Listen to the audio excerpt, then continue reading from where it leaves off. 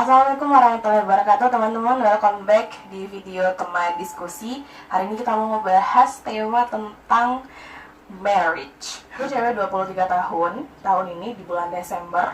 Insya Allah semoga panjang umur. Dan mungkin nanti bakalan melewati hari-hari dimana kita semakin tua, gue semakin tua, teman-teman juga semakin tua. Nah, beberapa ada yang udah berumah tangga, ada yang masih ngejar karir, ada yang masih gini-gini aja, ada yang ngelanjutin sekolah, dan banyak lagi. Gue ngerasa di tahun ini 2 tahun ke depan sih sebenarnya lebih spesifiknya, karena mereka bilang di society-nya kita tuh ngomongnya kalau cewek minimal banget, maksimal banget itu marriage-nya di tanggal 25. Kalau misal udah lebih dari itu, apalagi ketika kalian married di umur 30 tahun, ya kalian bakalan dijudge tua banget, kalian bakal dijudge tua banget, cewek nggak laku dan lain sebagainya. Padahal mereka nggak tahu kalau misalnya kita sedang ngusahain sesuatu gitu, dan kita merasa bisa ngontrol emosi kita ngerasa benar-benar udah siap di umur 30 tahun, ya kenapa enggak kita meritnya di usia 30 tahun gitu.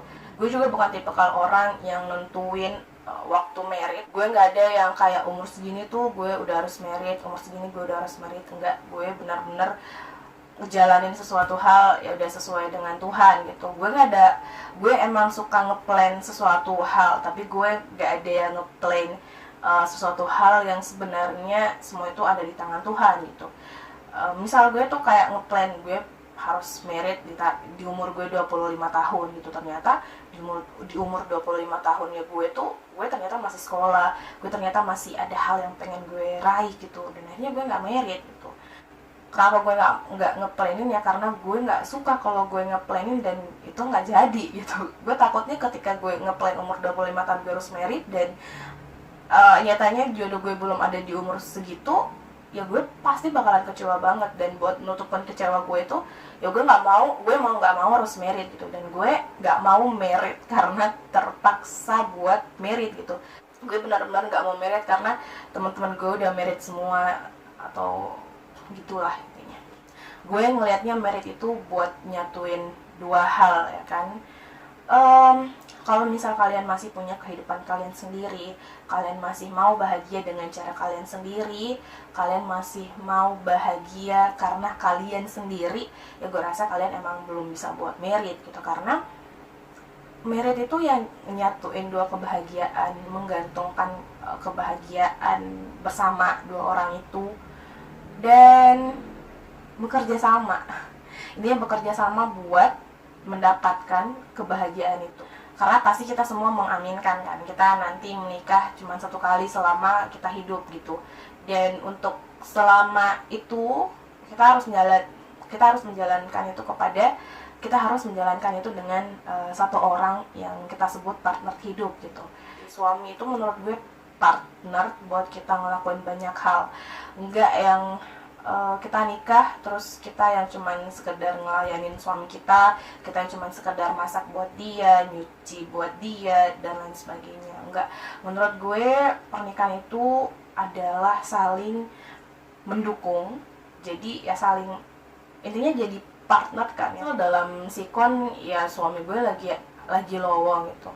Misal suami lagi lowong, terus istrinya lagi banyak kerjaan atau lagi capek atau apa, nah terus suaminya yang masak gitu kan. Sekarang cowok banyak kan yang udah bisa masak, dan sebenarnya ya bisa masak gitu kan. Nah menurut gue tuh sah-sah saja gitu ya, gak mesti sang istri doang yang masak, buat saling membantu kan. Karena menurut gue merit itu buat saling membantu, bukan buat menjadikan satu orang sebagai pembantu. Bukan cuman satu orang saja yang merit, karena ada dua. Jadi gue rasa buat penentuan pendapat, pengambilan keputusan itu nggak boleh cuman dilakuin untuk satu orang saja. Karena gue rasa trigger sang suami ketika berumah tangga itu benar-benar ngerasa kalau overall semuanya harus sesuai dengan kemauannya dia, sang istri udah nggak dilihat lagi.